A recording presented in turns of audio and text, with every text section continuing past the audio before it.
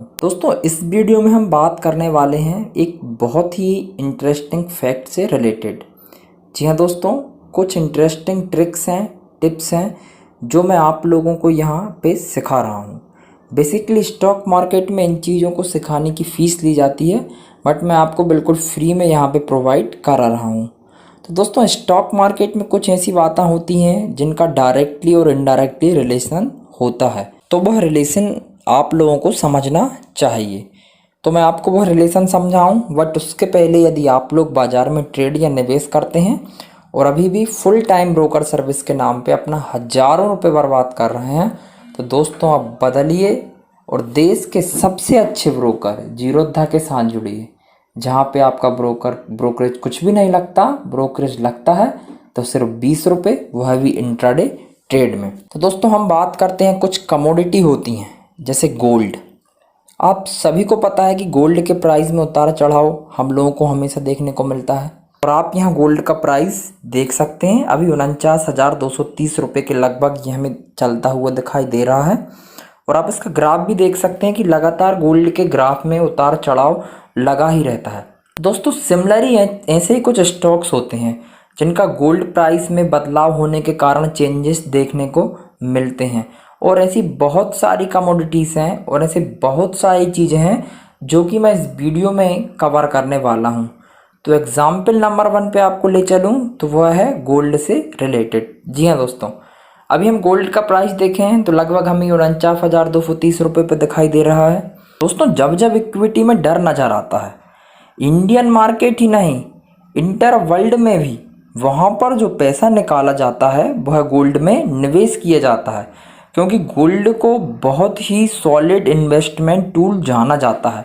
और यदि हम इंडिया में बात करें तो इन्वेस्टमेंट तो है ही, उसी के साथ साथ रिलीजियंस पर्पस भी है, जैसे शादी विवाह एट्सेट्रा। तो सबसे पहली बात बताने जा रहा हूँ, जब भी गोल्ड का प्राइस बढ़ता है तो कौन से शेयर को नुकसान होता है, तथा जब भी गोल्ड का प्राइस नीचे जाता है तो कौन से शेयर को नुकसान होता है। तो चलिए हम देख लेते हैं गोल्ड के प्राइस बढ़ने के कारण यहाँ किसी कंपनी को थोड़ा नुकसान झेलना पड़ता है, तो वह है टाइटन कंपनी, या फिर और भी कंपनी जो ज्वेलर्स से रिलेटेड काम करती हैं। देखिए ज्वेलर्स का काम क्या होता है, उनके लिए रॉ मटेरियल तो गोल्ड ही होता है, और उसमें अपनी कारीगरी दिखा के ज्वेलरी क्रिएट करके आपके सामने वो पेश कर देते हैं।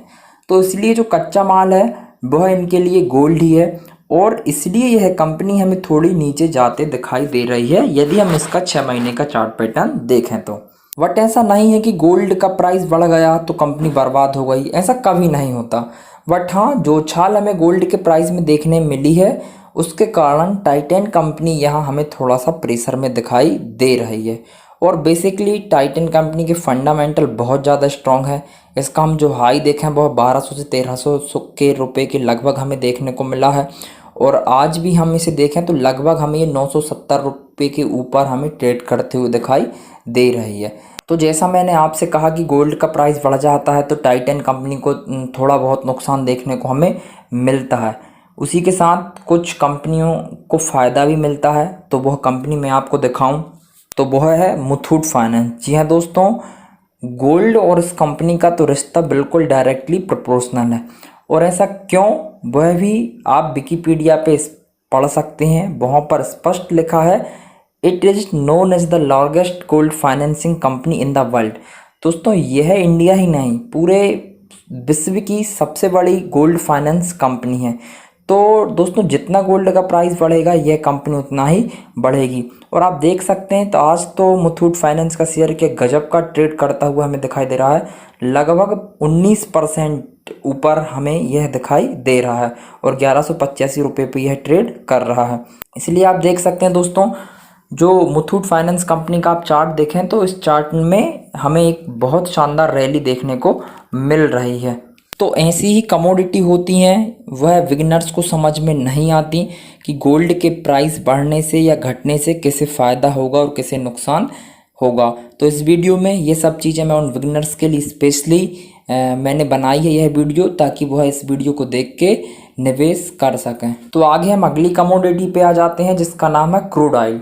क्रूड ऑयल बहुत ही ज़बरदस्त रॉ मटेरियल है, केमिकल सेक्टर पेंट सेक्टर और जो केमिकल्स होते हैं उनमें यह कच्चे माल की तरह काम करते हैं। और जो पेट्रोल डीजल बनता है वह भी क्रूड ऑयल को खरीद के कंपनी बनाती है। तो डेफिनेटली यदि क्रूड ऑयल में गिरावट हो जाती है तो उसके जो वायर्स हैं वह खुश हो जाएंगे, और यदि महंगा हो जाएगा तो उनके लिए नुकसान साबित हो जाएगा। तो जैसा मैंने कहा कि केमिकल शेयर, तो केमिकल शेयर बनते कैसे हैं? तो केमिकल शेयर के लिए क्रूड ऑयल बाय करना होता है। अगर क्रूड ऑयल यहाँ महंगा हो जाता है तो केमिकल शेयर में हमें प्रेशर देखने को मिलेगा, और यदि क्रूड ऑयल सस्ता हो जाता है तो केमिकल सेक्टर में शेयर भागने लगेंगे, जैसा कि अभी हो रहा है। दोस्तों आप देख सकते हैं कि पिछले कुछ महीनों में क्रूड ऑयल के रेट जितने कम थे उसी के कारण केमिकल शेयरों में एक आग लगी हुई है, और केमिकल शेयर बहुत ज़्यादा ग्रोथ करते हुए हमें दिखाई दे रहे हैं। क्योंकि इंटरनेशनल मार्केट में क्रूड ऑयल में बहुत ज़्यादा गिरावट देखने को मिली थी, तो इसलिए केमिकल सेक्टर को अच्छा खासा मुनाफा हमें देखने को मिला है। उसी के साथ कुछ और कंपनियों पे ले चलूँ तो वह है रिलायंस इंडस्ट्रीज। तो क्रूड बीच में बहुत ज़्यादा सस्ता हो गया था, और रिलायंस इंडस्ट्रीज भी क्रूड ऑयल सेल करती है। तो स्वाभाविक है रिलायंस का क्रूड अगर 50 रुपये में है और इंटरनेशनल क्रूड 20 रुपये में हो, रिलायंस इंडस्ट्री के लिए बहुत खतरनाक हो सकता है। इसलिए जब भी क्रूड ऑयल में बहुत गिरावट देखने को मिलती है तो रिलायंस इंडस्ट्रीज के शेयर में गिरावट आ जाती है। इसी के साथ साथ पेंट कंपनियां, जो पेंट कंपनियां होती हैं उनको भी केमिकल खरीदना पड़ता है, और इसलिए अगर क्रूड ऑयल ऊपर भागता है तो पेंट्स कंपनियों के लिए अच्छी बात नहीं होती, और यदि क्रूड ऑयल में गिरावट आती है तो उन कंपनियों के लिए एक अच्छी खबर होती है। इसलिए हम देखेंगे कि एशियन पेंट्स और बर्जर्स पेंट हम लोग देख सकते हैं कि पिछले कुछ महीनों से ये बार बार अपने टॉप को छू के आ रही हैं। उसी के साथ क्रूड ऑयल खरीदती हैं पेट्रोल डीजल बनाने वाली कंपनियां। तो जब क्रूड ऑयल में गिरावट आती है तो इन कंपनियों के लिए अच्छा साइन रहता है। तो ऐसे ही कुछ रिलेशन है जो मैंने आपको बता दिए, और कुछ कमोडिटी हैं वह भी आपको मैं बताने जा रहा हूँ। दोस्तों अब हम बात कर रहे हैं डॉलर की। जी हाँ, बहुत ही इम्पोर्टेंट।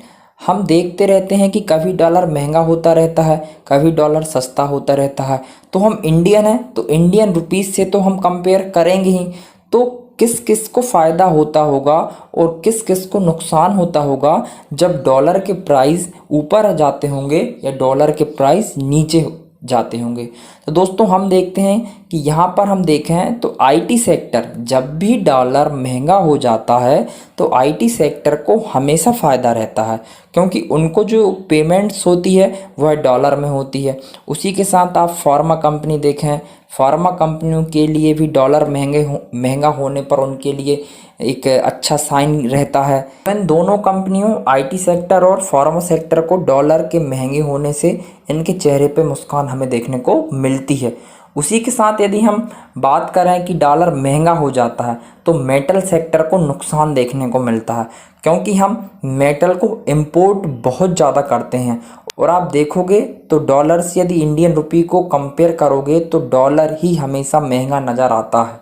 तो दोस्तों ये जो कमोडिटीज़ के बारे में मैंने रिलेशन आप लोगों को बताया है, यह स्पेशल मैंने नए निवेशकों के लिए यह वीडियो बनाया है, ताकि वह यह संबंध देख के भविष्य में और जो निवेश किसी शेयर में करें वह अच्छे से करें ताकि उन्हें नुकसान ना हो।